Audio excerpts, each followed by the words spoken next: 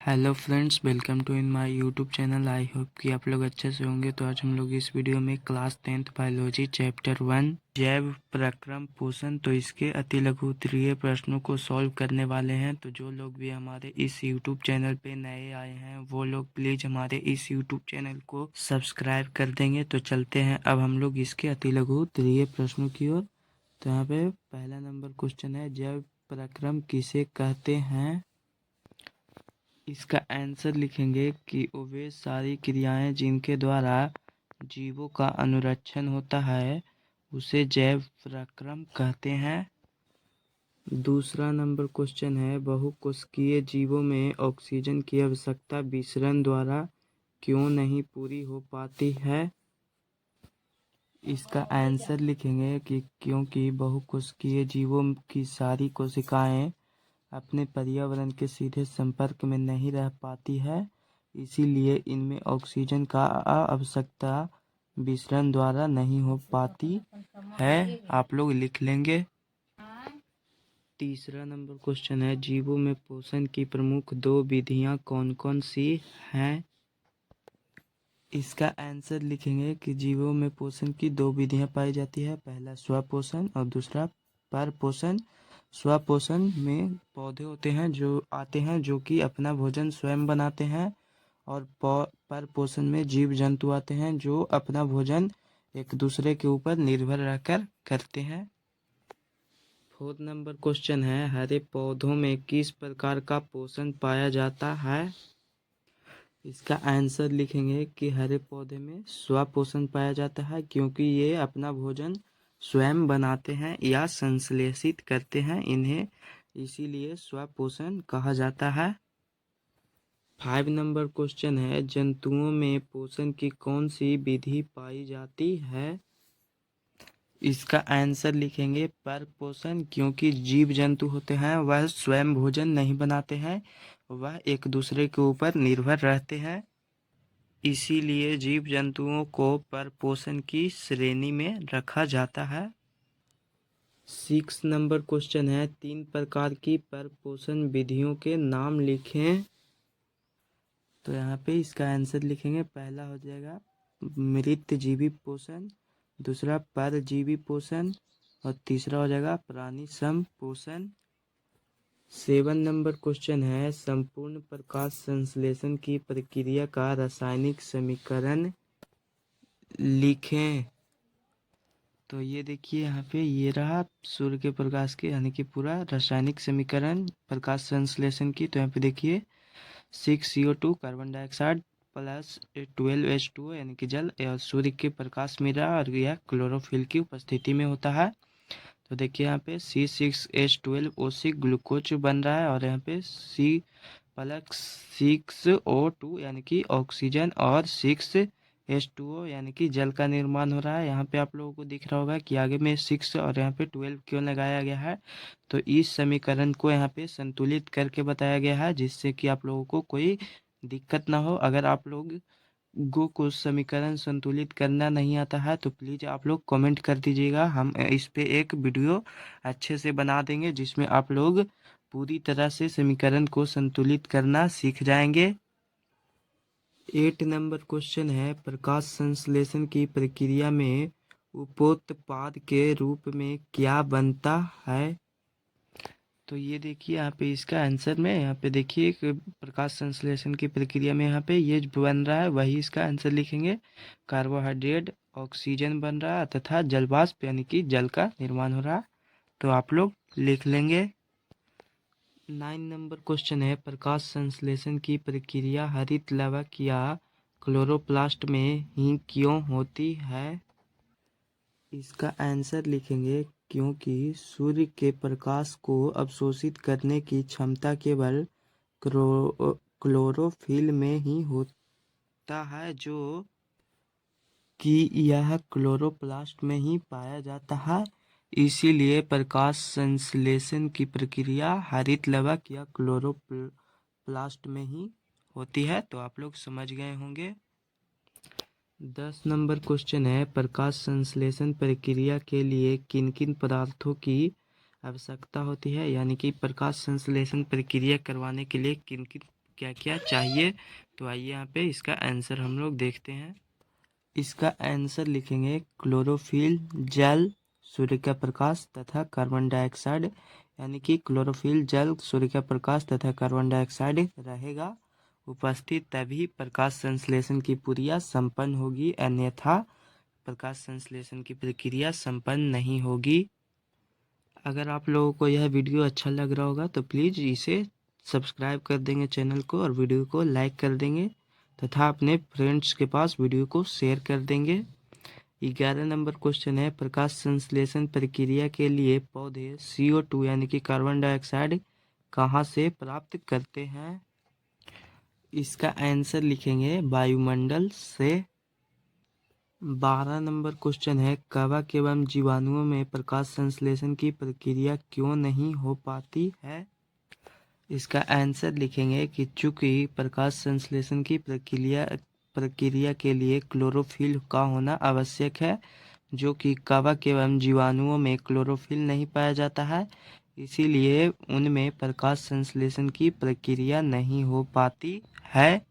मैंने आप लोगों को पहले भी बताया था कि प्रकाश संश्लेषण की प्रक्रिया के लिए क्लोरोफिल, कार्बन डाइऑक्साइड, जल तथा सूर्य का प्रकाश होना जरूरी है। यदि इनमें से कोई भी पदार्थ उपस्थित नहीं होता है तो उनमें प्रकाश संश्लेषण की प्रक्रिया नहीं संपन्न होगी।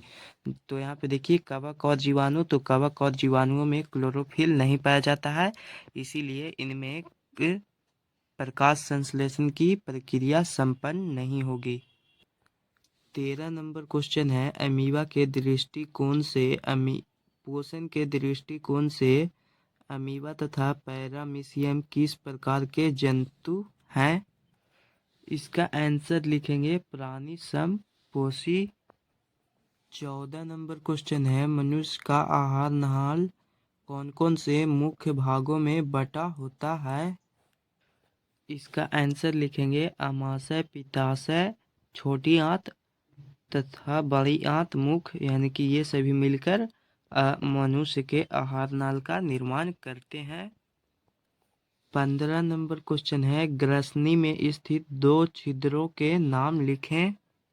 तो इसका पहला हो जाएगा निगल द्वार, जिसके द्वारा भोजन को हम लोग निगलते हैं, और दूसरा कंठ द्वार, जिसको बोलते हैं कंठ। 16 नंबर क्वेश्चन है, मनुष्य में पाचन आहार नाल के किस भाग से शुरू होता है। इसका आंसर लिखेंगे मुख गुहा से, क्योंकि हम लोग जैसे ही भोजन को मुख में लेते हैं और उसको चबाना शुरू करते हैं तो वहां से ही भोजन का पचना शुरू हो जाता है।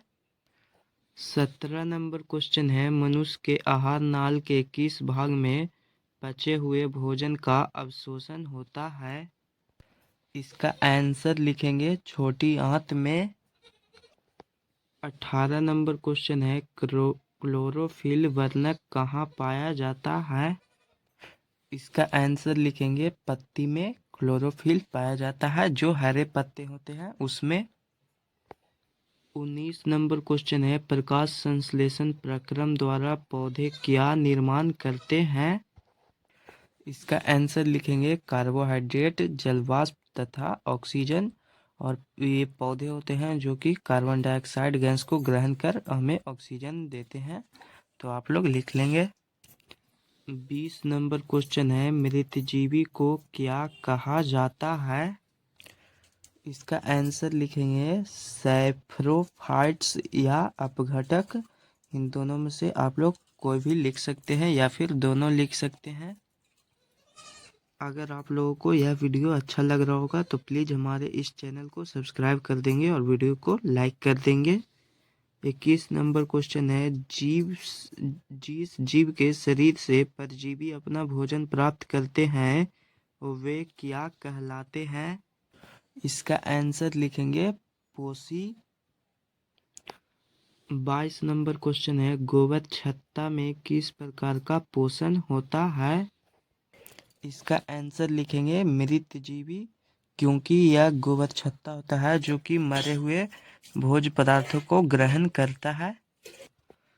23 नंबर क्वेश्चन है, पत्तियों का कौन सा अंग कार्बन डाइऑक्साइड युक्त वायु का प्रवेश द्वार है। इसका आंसर लिखेंगे रंध्र, क्योंकि रंध्र के द्वारा ही पौधों में गैसों का आदान प्रदान होता है। 24 नंबर क्वेश्चन है, पोषण की दृष्टि से जंतुओं को क्या कहा जाता है? इसका आंसर लिखेंगे परपोषी, क्योंकि जंतु होते हैं जो अपना भोजन स्वयं नहीं बनाकर दूसरे के ऊपर निर्भर करते हैं। 25 नंबर क्वेश्चन है, अमीबा में भोजन का पाचन कहाँ होता है? इसका आंसर लिखेंगे रसधानी में अमीबा का भोजन का पाचन होता है। 26 नंबर क्वेश्चन है, मनुष्य में पाचन के लिए विशेष अंग को क्या कहते हैं? इसका आंसर लिखेंगे आहार नाल। आहार नाल में छोटी आंत होता है जो कि भोजन को पचाने का कार्य करता है। 27 नंबर क्वेश्चन है, मनुष्य के जीभ के ऊपरी सतह पर पाए जाने वाली संरचना को क्या कहते हैं? इसका आंसर लिखेंगे अंकुर, या जिसको स्वाद कलिका भी कहते हैं। 28 नंबर क्वेश्चन है, मुख गुहा से भोजन कहाँ पहुँचता है? इसका आंसर लिखेंगे कि मुख गुहा से भोजन ग्रास नली में पहुँचता है। 29 नंबर क्वेश्चन है, ग्रास नली की दीवार में तरंग की तरह होने वाले सिकुड़न एवं फैलाव को क्या कहते हैं? इसका आंसर लिखेंगे कर्मा कुंचन। 30 नंबर क्वेश्चन है, भोजन में मौजूद प्रोटॉन को पेप्टोन में कौन सा एंजाइम परिवर्तित करता है? इसका आंसर लिखेंगे पेप्सिन एंजाइम, जो कि प्रोटॉन को पेप्टोन में परिवर्तित कर देता है। 31 नंबर क्वेश्चन है, आहार नाल के सबसे लंबे भाग को क्या कहते हैं? इसका आंसर लिखेंगे छोटी आंत। 32 नंबर क्वेश्चन है, शरीर की सबसे बड़ी ग्रंथि क्या है? इसका आंसर लिखेंगे यकृत, जो कि शरीर की सबसे बड़ी ग्रंथि होती है। यह वीवीआई क्वेश्चन है। 33 नंबर क्वेश्चन है, पाचन की क्रिया कहाँ पूर्ण होती है? इसका आंसर लिखेंगे छोटी आंत में। 34 नंबर क्वेश्चन है, छोटी आंत एवं बड़ी आंत के जोड़ पर अवस्थित नली को क्या कहते हैं?